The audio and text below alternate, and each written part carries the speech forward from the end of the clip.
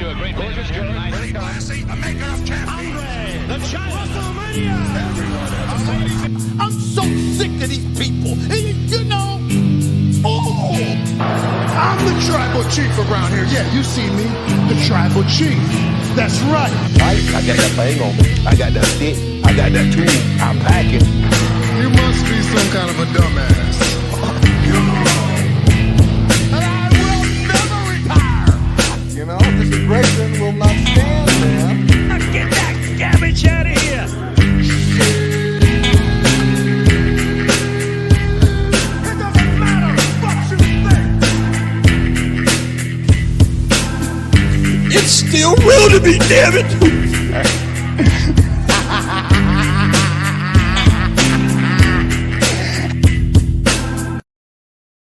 Welcome in everybody to another edition of Friday Night Review. I am Scalz, and tonight just me and Cam are going to be here running the show. How we doing?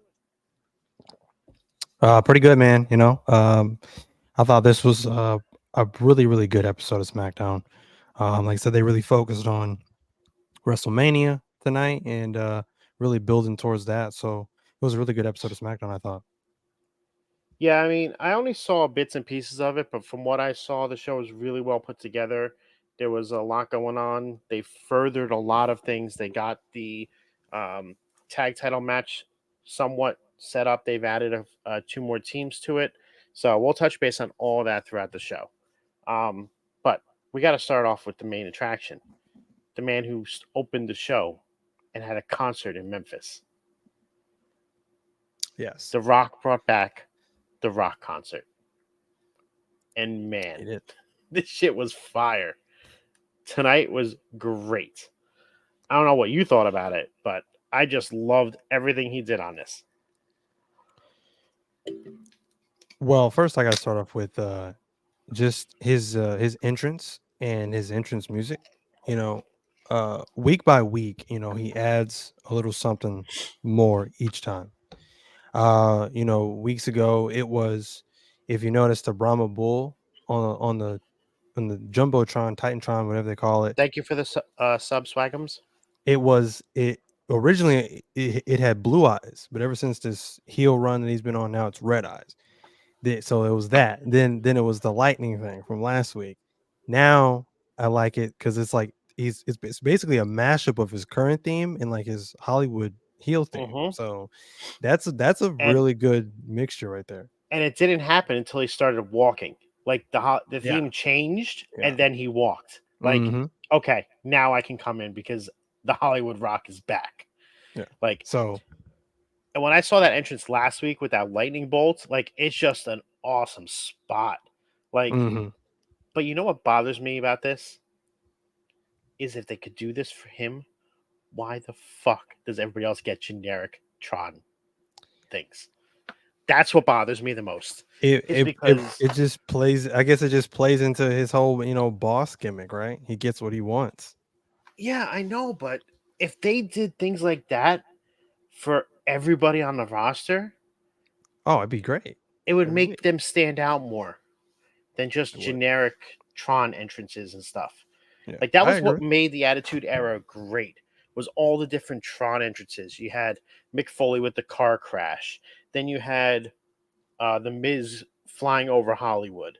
Like John Cena standing there with in the back with the chain link fence and everything. Like all these different things just made a difference.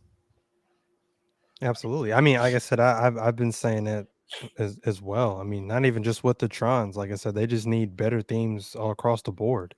You know, a theme hits and you don't even really know who it is anymore. You know, there's not one, you know, particular theme that stands out anymore that makes it unique and personal to that individual wrestler anymore. Everything just sounds generic. So, yeah, I can see where you're right. The only one that does is Romans. Yeah, because I mean, yeah, I can understand that. But no, like I said, just with the entrance alone, the theme I liked because that was the first thing I noticed. That was the first thing that really caught my eye. The singing portion, I mean, it was cool. It was a cool callback to, you know, his early days as Hollywood Rock. But I particularly liked more so like it took me for a loop because he was really playing the babyface tonight, really with Nashville. But he kind of detailed the history of why he's being that Mhm. way and things like that. So that's interesting to learn as well. But what I liked was after the concert that they did. I liked the promo that he cut. To me, I think that was the best like serious promo I think The Rock is ever gonna cut ever. Like that was crazy. So that just makes me want to see this tag match that much more. So good stuff. And it was just every like all the different things he was saying, and then tying it in with the images on the Tron, like when he said Cody was weird, and he puts a picture of Stardust. Like it was I couldn't stop laughing. It was just so well done. And then and then he does the serious promo on Cody's mama, and he says that he's gonna beat Cody down with his belt, and then he's gonna give her the belt covered in his blood. Like it's just Crazy. it was so good. Called Seth an embarrassment that Becky is more popular than him. Like he just attacked everybody tonight, and he was on point with everything. It wasn't it wasn't those ridiculous things that he was throwing out there. Like he was on point, and then I like what he did when he signed off. He didn't scream it like he normally does. If you smell, and he didn't do what the Rock. He goes, "What the final boss is cooking." And it's like just those little intricacies that he does add layers upon layers to the story. What's going on, Jax? How are we doing tonight? What's up, Jax?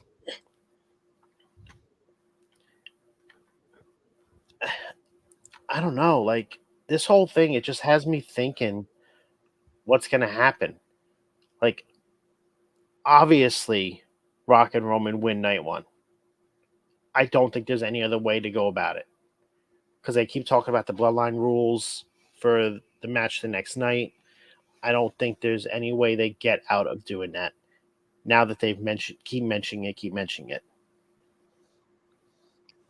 Yeah, I think so too. And I think that's just I think that just stacks the deck against Cody even more in his match against Roman. So it's helping the babyface. It's helping him in this babyface run he's on right now. And it creates that he has to overcome all these obstacles. You know what I mean? Just to be able to beat Mhm. Roman. So yeah, it's going to help him out in the long run in that match. So I do think Rock and Roman win that tag match night one. But tonight, it just was impressive the way he was. It was like it's like he hasn't missed a beat being away for 10 years. Like it's just so funny how he can pick right back up and do it just like that. He keeps mentioning making that belt disappear though, and that gets me scared. Like, are they actually considering getting rid of that belt? I don't think so. I think it's just again him leaning into the fact that he's on the TKO board, and if he wanted to, like he could just be like snap his fingers and the title's gone. Mm-hmm. But I don't think so. I mean they just reintroduced it last year, so Yeah, I don't think they're I don't think they're gonna get rid of it that fast. You know what I I hope mean? not So because I like having the title belt on both shows. But overall, this it's just a segment, way to get to Seth, I believe. So I think so too. But the way they opened this show was just amazing. It went on for I think it was like 22 minutes into the first show. I think it went a little over time because then they cut out the entrances right after of the LWO. Um, but it still was not a typical lately 25, 30, 40-minute promo that they've done. yeah. So I'm okay with the length that they've done this one Mhm. because it achieved a lot within it. I think so. Yeah, like I said, it didn't, it wasn't super lengthy like in the past to where, it affected the show because I felt like, in the weeks past, what they've done with promos and segments is that they've gone on too long. Mhm. to where the rest of the show just felt like, they were just kind of in a hurry up to try to hit their mark and be off the air when they were supposed to be off the air. So tonight it didn't really feel like that. Yeah, they cut some of the entrances or whatever, but the matches themselves I didn't feel like were affected by it. So overall, even after The Rock, kicking off the show in Mhm. that segment, the concert, all that, the show still had a Anything good else you want to touch on? flow. I think that's it. Okay. So let's close this out for the night. Um, where can we find you, Cam? You in terms of networks, you can find me right here every single Friday night after Friday Night Smackdown, talking sports and Smackdown. Every single Friday night with Friday Night Review with, of course, this man right here, Scalz, and of course our other partner, Jamie Rose. And then you can find me on our sister page on Rivet City Radio every single Monday night with the table spot with Mike and Sean. And then on Wednesday nights on River City Radio after AEW Dynamite with The Boom with me, Metalcore Mike, and Phil Khan. And then in terms of social media, you can find me on TikTok. I have 3 TikTok pages. Call me Cam G, Cam's Wrestling Corner, and my newest page, Cam's Squared Circle Mania. And then you can find me on Twitter at CammyCheese317. And if that does not sizzle your bacon, you can find me on Instagram at 317 Bacon, Eggs, and Cam. I am Scals. You can find me here on Off the Top Media on both Twitch and YouTube, as well as Off the Top Media _ on TikTok, Twitter, and Instagram. I host Friday Night Review with Cam and Jamie every Friday night after SmackDown. I also host NXT on Tap every Tuesday after NXT with Phil the Future.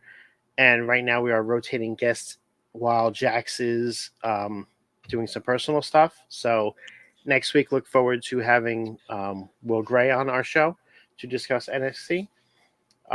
Sunday nights on this network, we also do off. Sorry for the interruption. That is hosted by Jax, Tommy, Will, Mike, whole bunch of misfits all thrown into one. It's a great show. Make sure you check it out. If you did not know, we do have a Patreon. That Patreon offers 3 different tiers. The $2 tier gets you the Delicious as Fuck cookbook, as well as all of our shows ad-free.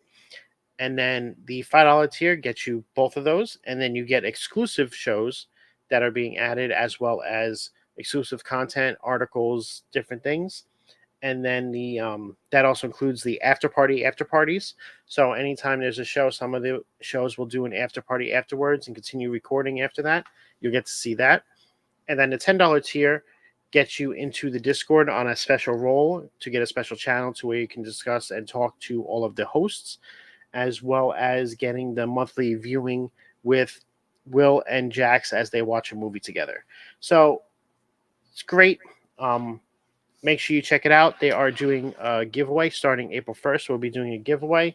You need to be subscribing to either Off the Top Media or Rivet City Radio's YouTube, as well as in the Patreon.